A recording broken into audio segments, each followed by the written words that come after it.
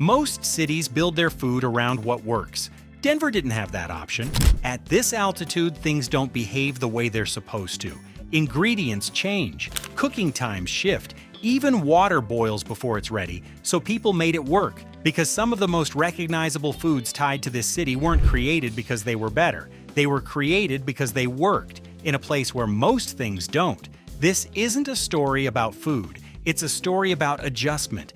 A cheeseburger that didn't start here but got its name here, a burrito that turned into a system, and a dish built from something most people wouldn't even consider food. A city that kept taking things that shouldn't have worked and making them stick anyway. That's the part people get wrong. I'm Evan, let's get into it. Number 10, the Denver omelet. This one started on a train. The Denver omelet shows up in American cookbooks as far back as the late 1800s, but its clearest origin ties to the railroad, specifically the cooks working dining cars on transcontinental lines through Colorado. The theory that stuck: Chinese railroad workers had been making egg foo young for years. As dining car menus needed to get simpler and faster, the concept got adapted. Ham for available protein, green pepper and onion for whatever kept longest without refrigerating. Fold it, serve it. It wasn't designed, it was adjusted. Denver became the named reference point, the city the railroad passed through, the name that ended up on diner menus across the country for the next 100 years. The omelet didn't come from Denver's kitchens, it came from the tracks running through them. Number 9, Palisade peaches. Nobody looks at Colorado and thinks fruit. That's the point. Palisade sits on the western slope, high desert, dramatic temperature swings, rocky soil that doesn't look like it should grow much. The same conditions that make the region harsh in winter create something unexpected in summer. Intense heat, cool nights, mineral-rich soil that concentrates flavor in a way flat farmland doesn't. The result is a peach that doesn't taste like most peaches. Denser, sweeter, the kind that drips when you bite into it. Commercially grown since the 1880s, chefs in major cities specifically source them. People who've had them tend to get slightly evangelical about it. The environment that should have made good fruit impossible made it exceptional instead. Denver didn't create the peach. The altitude did. Denver just happened to be close enough to take credit. Number 8, Colorado lamb. Colorado produces more lamb than almost any other state. Most people don't know that. The reason isn't tradition, it's terrain. High-altitude grasslands inhospitable to most agriculture turn out to be ideal for sheep. Sparse, mineral-rich grasses, dry air, elevation that keeps animals lean and meat dense. Colorado lamb developed a distinct flavor profile because of where it lived. Lighter than New Zealand lamb, less gamey than domestic lowland alternatives. Restaurants started specifying it. Menus started noting the origin. Nobody decided Colorado should be known for lamb. The land made that decision. The industry caught up. When a place can't grow what other places grow, it figures out what does grow there. Colorado lamb is what happens when ranchers stop fighting the altitude and start working with it.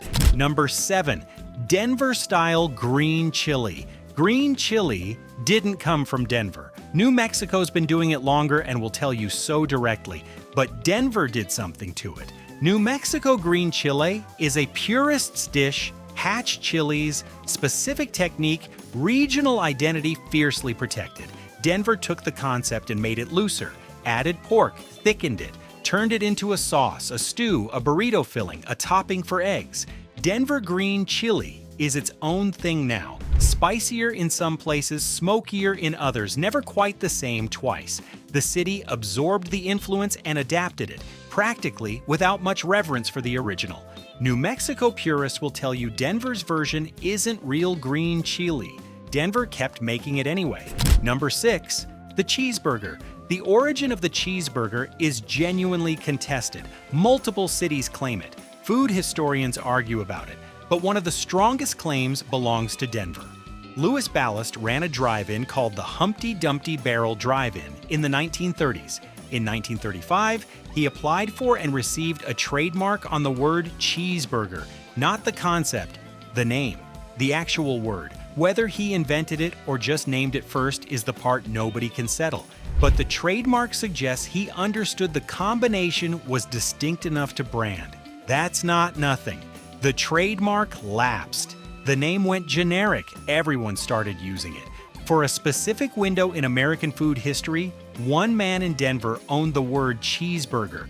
Every diner menu that's used it since was working in his shadow without knowing it. He didn't invent the cheeseburger. He made it real enough to name. Number 5, Coors Beer. In 1873, Adolf Coors built a brewery in Golden, just outside Denver, and specifically because of the water. Clear Creek, running down from the Rockies, was cold, clean, and consistent. Coors believed the water was the product. Everything else was secondary. For most of its early history, Coors didn't distribute beyond a few western states. The beer wasn't pasteurized. It had to stay cold and move fast. Regional by necessity, not choice. That limitation created the myth. By the 1970s, Coors was the beer people smuggled east, the one unavailable in your state that tasted better because of it. Burt Reynolds drove a truck full of it across the country in a movie, and everyone understood immediately what he was doing and why. Coors eventually went national. The mystique went with it, but scarcity built one of the most recognizable beer brands in American history before distribution ever caught up. Denver made the water famous. The water made the beer. The limits made it a legend. Number 4, fast casual, the Chipotle model. In 1993, a med school dropout named Steve Ells opened a burrito shop in Denver with $85,000 borrowed from his father. The goal was to make enough money to fund a fine dining restaurant he actually wanted to open.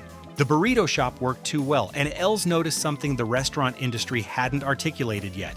People wanted food that was fast, but didn't feel like fast food. Fresh ingredients, assembly line efficiency, real choices. A price point nobody had claimed between McDonald's and a sit-down restaurant. He didn't know he was naming a category. He thought he was running a burrito shop. Chipotle went from one Denver location to over 3,000 worldwide. Counter service, visible kitchen, customizable assembly, copied across every food category.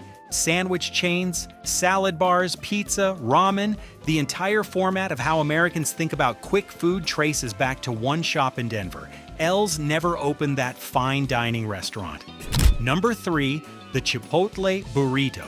The system gets most of the credit. The burrito deserves some of its own. What Ells built wasn't just a service model, it was a specific product. Large flour tortilla, warmed and wrapped tight. Rice, beans, meat, salsa, sour cream, cheese, guacamole, a full meal engineered to hold together while you ate it standing at a counter. The Mission Burrito from San Francisco influenced it. Ells adapted it for scale, speed, a customer who wanted options without waiting. Every wrap burrito you've eaten at a chain in the last 20 years runs on the same logic. Protein, starch, sauce, sealed tight, no utensils required. One format, one city, copied everywhere. Number 2, Rocky Mountain oysters. These aren't oysters, they're bull testicles, breaded, fried, served as bar food across Colorado. The name's a frontier euphemism that stuck so well that most people ordering them for the first time don't find out what they are until after. The origin makes sense once you understand the ranching economy.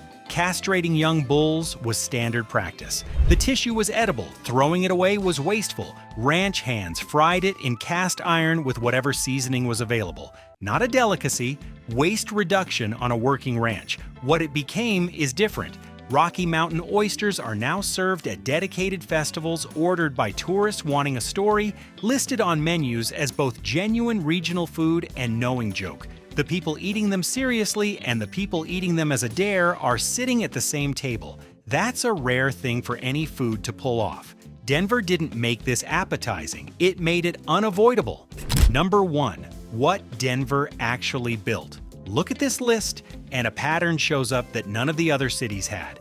Pittsburgh invented out of desperation. Minneapolis built systems. Nashville cooked from identity.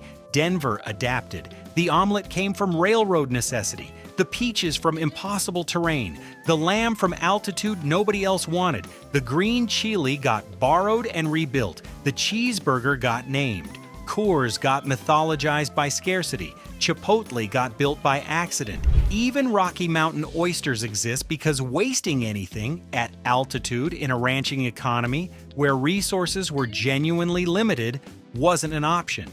Denver's food culture isn't built on invention, it's built on adjustment. What worked stayed, what didn't got changed. At 5,280 feet, you don't get to be precious about ingredients. You figure out what works, you adapt the rest. That's not a culinary philosophy. It's just what survival looks like when the altitude makes everything harder, and somehow enough of those adjustments ended up everywhere. Pittsburgh invented out of desperation. Minneapolis built systems. Nashville turned cooking into identity. Denver just kept adapting. The cities that get credit for food culture have stories about craft, about someone who cared deeply and perfected something. Denver's story is different. A city that took difficult terrain, extreme altitude, limited resources, and borrowed ideas, and figured out what to do with all of it. Not because it was inspired, because it didn't have a choice. The cheeseburger got its name here. Fast casual got invented here. And a dozen other things you've eaten your whole life trace back to a city that just kept making adjustments until something stuck. You've been eating Denver's adaptations for years. You just thought they came from somewhere else. Drop a comment. Which one actually got you? And if you're not subscribed, we've got more of these coming.